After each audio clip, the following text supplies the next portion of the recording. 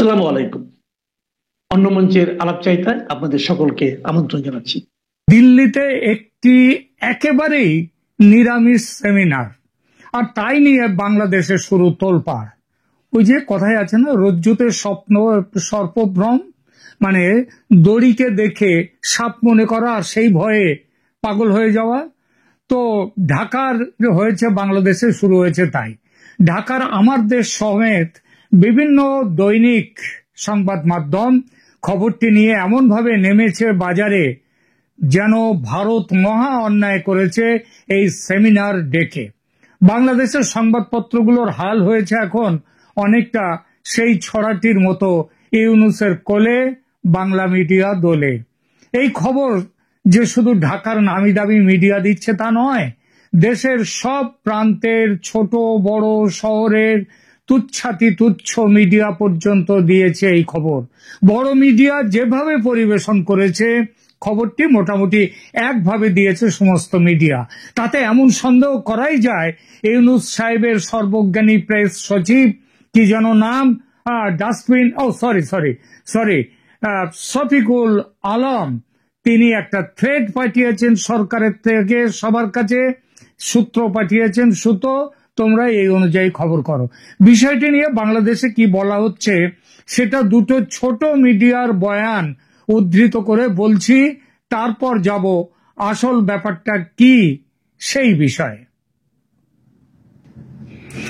বাংলাদেশের খুলনা থেকে একটি সংবাদ মাধ্যম, নাম হচ্ছে সময়ের খবর, তারা তারা যে খবরটা দিয়েছে সেটা একটু পড়ি।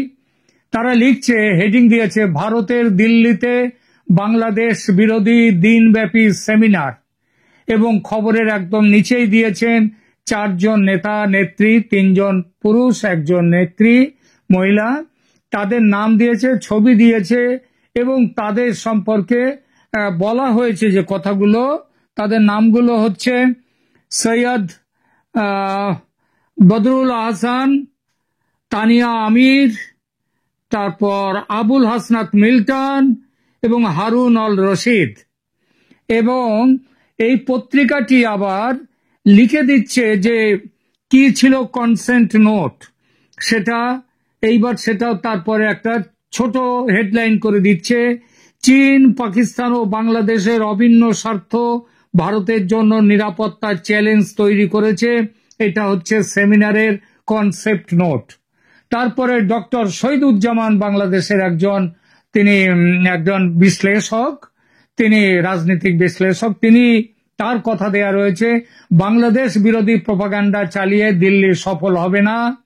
তার নিচে আবার ডক্টর দিলারা চৌধুরী, তিনিও এই ইউনুস সরকারের পক্ষে এবং বাংলাদেশের সম্ভবত তিনিও একজন বিশ্লেষক রাজনীতির। তার যে কথাটা দেয়া হয়েছে, দিল্লির এই অপতৎপরতার উদ্দেশ্য আওয়ামী লীগকে পুনর্বাসন। এইবার খবরের বিস্তারিত খবরে যাই। আজ অংশ নিচ্ছেন আওয়ামী দোসরের উচ্চ পর্যায়ের 4 নেতা, এই যা 4 জনের কথা বললাম, এরা দিল্লিতে স্বয়ং শেখ হাসিনা আছেন এবং আরো অনেক আওয়ামী লীগের নেতা নেত্রী, তারা দিল্লিতে এবং কলকাতায় সারা ভারতে রয়েছেন। তাদের কেউ নেই, তাদের অনেক বেশি নাম, তারা কেউ নেই, কিন্তু এখানে বলছেন আওয়ামী দোসরের উচ্চ পর্যায়ের 4 নেতা, হবে হয়তো তাই। যাই হোক, এরপরে খবরে কি বলা হচ্ছে, বিশ্বে বাংলাদেশের ভাবমূর্তি ক্ষুণ্ণ করার পাশাপাশি ডক্টর মোহাম্মদ ইউনূসের নেতৃত্বাধীন অন্তর্বর্তী সরকারের ওপর চাপ বাড়াতে আজ শনিবার দিল্লিতে অনুষ্ঠিত হচ্ছে এক আন্তর্জাতিক সেমিনার।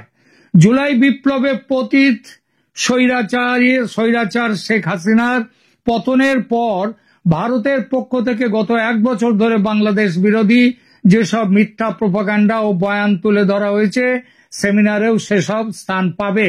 ভারতের পক্ষ থেকে বাংলাদেশ বিরোধী কোনো মিথ্যে প্রোপাগান্ডা বা বয়ান একদমই তোলা হয়নি।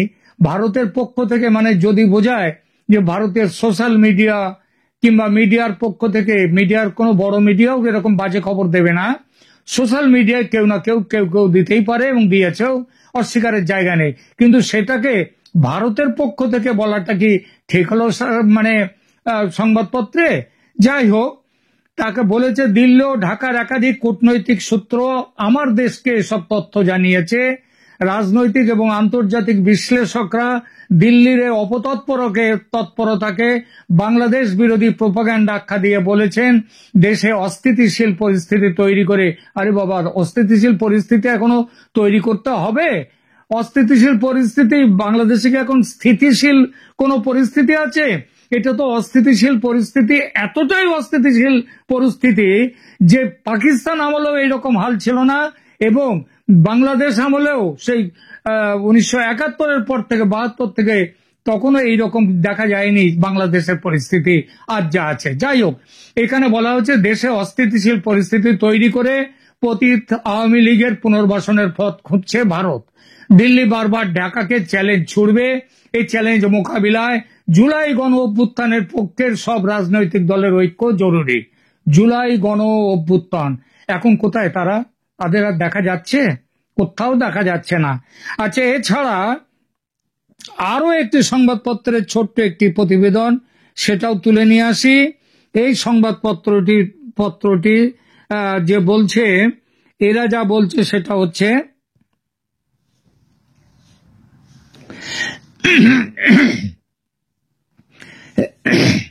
এটা হচ্ছে DUAA নিউজ, দুয়া নিউজ। এই দুয়া নিউজ এরা কি বলছে? এরা বলছে, এদের খবরটা একটুখানি পড়ে দিই। এদের খবরে বলছে ভারতের রাজধানী দিল্লিতে আজ শনিবার 6 সেপ্টেম্বর অনুষ্ঠিত হচ্ছে এক আন্তর্জাতিক সেমিনার, যার মূল লক্ষ্য বাংলাদেশের বর্তমান সরকারের ওপর চাপ বৃদ্ধি এবং দেশের ভাবমূর্তি ক্ষুণ্ণ করা। তাকে একটু পাল্টা জিজ্ঞেস করতে ইচ্ছে করছে, বাংলাদেশের বর্তমানে ভাবমূর্তি কি আছে? আর এই ভাবমূর্তিকে ক্ষুণ্ণ করার কোনো জায়গা আছে? এ তো একেবারে ভাবমূর্তির চূড়ান্ত অবনমনে নেমে এসছে, এরপর আবার নতুন করে কি করবে? সেখানে আরো বলছে, রাজনৈতিক ও আন্তর্জাতিক বিশ্লেষকরা বলেন সেমিনারটি ভারতীয় পক্ষের বাংলাদেশ বিরোধী প্রোপাগান্ডার প্রকাশ স্বরূপ, যা দেশের রাজনৈতিক অস্থিতিশীলতা সৃষ্টি করে পতিত আওয়ামী লীগকে পুনর্বাসনের সুযোগ দিতে পারে। সেমিনারের শিরোনাম পরিবর্তিত পরিস্থিতিতে ভারত বাংলাদেশ সম্পর্ক। এটা মিথ্যে কথা, আমি একটু পরে বলবো যে সেখানে কি আছে। এটি আয়োজন করেছে দিল্লি ভিত্তিক think tank global strategic and defence news. অনুষ্ঠানে ভারতীয় সেনাবাহিনীর পদস্থ কর্মকর্তা, বিভিন্ন থিঙ্ক ট্যাঙ্কের বেসামরিক ও সামরিক কর্মকর্তাও ছাড়াও 4 জন বাংলাদেশি রিসোর্স পার্সন অংশ নিচ্ছেন। এদের নামগুলো দেওয়া হয়েছে এখানে। আবার বাংলাদেশি রিসোর্স পার্সনদের মধ্যে রয়েছেন সিনিয়র সাংবাদিক সৈয়দ বদরুল হাসান, লেখক ও শিক্ষাবিদ ডক্টর আবুল হাসনাত মিল্টন, আমাদের খুব পরিচিত মুখ। তার একটি ডক্টর আবুল হাসনাত মিল্টনের একটি রয়েছে, ইউটিউব চ্যানেল রয়েছে রূপান্তরের সত্য, সেখান থেকে তিনি দেন, অসাধারণ ভালো বলেন, কিন্তু তিনি থাকেন অস্ট্রেলিয়াতে। জুলাই বিপ্লবের পর মরক্কোতে নিযুক্ত বাংলাদেশের সাবেক রাষ্ট্রদূত মোহাম্মদ হারুন আল রশিদ, ইনি এই সরকার ক্ষমতায় আসার পর পদত্যাগ করেছিলেন, এবং আইনজীবী ব্যারিস্টার তানিয়া আমির, তারা সবাই বিগত আওয়ামী লীগ সরকারের সময় সুবিধাভোগী ও ফ্যাসিবাদের সঙ্গে যুক্ত হিসেবে পরিচিত। আমার দেশ কিংবা এই সাংবাদিকরা, এই সংবাদপত্রগুলো, এরা হাসিনার আমলে কোন রকম সময় সুবিধা ভোগ করেননি। হ্যাঁ, তখন তো চেহারা পাল্টে দিয়েছেন, এখন এসে আবার ভবিষ্যতে পাল্টে দেবেন। তো এইরকমই সব মন্তব্য এইগুলো করেছেন। আরো কিছু মন্তব্য আছে, সেই জায়গায় আমি যাচ্ছি না। আমি বরং একটা জায়গাতে যাওয়ার চেষ্টা করি, সেটা হচ্ছে যে এই সংবাদ সম্মেলনটা, এটাকে সংবাদ সম্মেলন নয়, এই সেমিনারটা কি বিষয় ছিল, কেন ছিল, আলোচনার মূল বিষয় কি ছিল, সেই ব্যাপারে এখানে যাই। এবার সেই ব্যাপারটা এখন বলি। 6 সেপ্টেম্বর 2025, মানে গতকাল ছিল 7 তারিখ, পরশুদিন দিল্লিতে আয়োজিত সেমিনারটি India Bangladesh ties stronger than steel শিরোনামে অনুষ্ঠিত হয়েছিল। তার একটু আগে ওই সংবাদপত্রে কি বলেছিল, সম্পূর্ণ উল্টো কথা। এখানে কি বলা হয়েছে? বলা হয়েছে ভারত বাংলাদেশ আঁতাত, স্টিলের চেয়ে, লোহা নয়, আরো পাকা লোহা, স্টিলের চেয়ে শক্তিশালী। কি প্রকাশ করে এই নামটি? বাংলাদেশ সম্পর্কে খারাপ কোনো কথা বলে India Bangladesh ties stronger than steel. আর এরা কিভাবে ঘুরিয়ে দিল? কারা করছে সম্পর্ক খারাপ? এটি কোনো ভারতীয় সেনা অধিকারীর ব্যক্তিগত উদ্যোগ ছিল না। বরং global strategic and defence news GSDN নামের একটি আন্তর্জাতিক থিঙ্ক ট্যাঙ্ক এর আয়োজন করেছিল। জিএসডিএন এটা হচ্ছে ভূ রাজনীতি ও প্রতিরক্ষা বিষয়ে বিশ্বের 44তম সংগঠন এবং ভারতে এর স্থান 9ম। সেমিনারের প্রকৃতি মানে উদ্দেশ্য কি এবং আয়োজককারী কারা ছিল এবং অংশগ্রহণকারী কারা সেটা বলি। সেমিনারটি lieutenant colonel J S Sodhi অবসরপ্রাপ্ত তার নেতৃত্বে যে জিএসডিএন সংস্থা তার প্রথম সেমিনার ছিল এটা। এতে উপস্থিত ছিলেন mister colonel lieutenant colonel J S সোধি ছাড়াও অবসরপ্রাপ্ত ছাড়াও সেখানে ছিলেন মেজর জেনারেল মনরাজ সিং বিশেষ অতিথি, বিভিন্ন অবসরপ্রাপ্ত প্রতিরক্ষা কর্মকর্তা, নীতি বিশ্লেষক ও একাডেমিক ব্যক্তিত্ব এবং কূটনীতিকরা। আলোচনার বিষয় কি ছিল? আলোচনার সেমিনারে নিম্নলিখিত বিষয়গুলো, এই নিচে যে বিষয়গুলো বলছি সেগুলো আলোচিত হয়। ভারত বাংলাদেশ সম্পর্কের ঐতিহাসিক প্রেক্ষাপট কি সেইটা নিয়ে আলোচনা। এখন অবশ্য তো মুক্তিযুদ্ধ ভুলে যাচ্ছে তারা, সুতরাং আলোচনাটা তারা করতে রাজি নয়, তাদের খারাপ লাগে। 1971 সালের মুক্তিযুদ্ধ থেকে শুরু করে আজ পর্যন্ত দ্বিপাক্ষিক সম্পর্ক কিভাবে বিবর্তিত হয়েছে সেই বিষয় ছিল আলোচনার একটা কন্টেন্ট নোট। এরপরে আগস্ট 2024 পরবর্তী পরিস্থিতি, বাংলাদেশ সরকার পরিবর্তনের পর উদ্ভূত পরিস্থিতি কেমন সেটা, এবং আঞ্চলিক ভূরাজনৈতিক গতিশীলতা, চীন ও পাকিস্তান বাংলাদেশের ব্যাপারে যেভাবে তারা কি বলছো এদিকে নজর দিচ্ছে, সেই পরিপ্রেক্ষিতে ভারতের ক্রমবর্ধমান নিরাপত্তা এর যে তার প্রভাব সেই সম্পর্কে আলোচনা। তাহলে এর মধ্যে কোথাও কি যুদ্ধের প্রস্তুতি বলে কোনো অভিযোগের কথা এর মধ্যে কি থাকলো, কিংবা এর মধ্যে কি আওয়ামী লীগের কিছু কোনো কথা থাকলো? হ্যাঁ, এখানে আওয়ামী লীগের 4 জনকে, যাদেরকে অনলাইনে, তারা কেউ আসেননি, তারা অনলাইনে যোগাযোগ রেখেছেন এবং অনলাইনে এগুলো দেখেছেন এবং অনলাইনে তাদের কেউ কেউ হয়তো নোটও দিয়েছেন যে তাহলে যুদ্ধের প্রস্তুতির অভিযোগ কিংবা বাংলাদেশে আওয়ামী লীগকে নিয়ে বসাবার জন্য ভারত যুদ্ধে নামতে যাচ্ছে, এইসব কথা কোত্থেকে আসছে? এই অভিযোগটি সম্পূর্ণ ভিত্তিহীন। তবে প্রতিরক্ষা প্রধান যে বিবৃতি দিয়েছিলেন 9 জুলাই 2025 তারিখে জেনারেল অনিল চৌহান, তিনি বলেছিলেন যে চীন, পাকিস্তান ও বাংলাদেশ তারা 3 জনের স্বার্থ সমন্বিত হয়ে বাংলাদেশে এসছে। সেটা 9 জুলাই 2025। সেপ্টেম্বরে সে চেহারা পাল্টে গেছে। সেপ্টেম্বরে চীন ভারতের সাথে এসেছে এবং সেটা 6 সেপ্টেম্বর যেদিন এই অনুষ্ঠান হয় তার আগেই এগুলো হয়েছিল। এটা আলোচনার মধ্যেই আসেনি।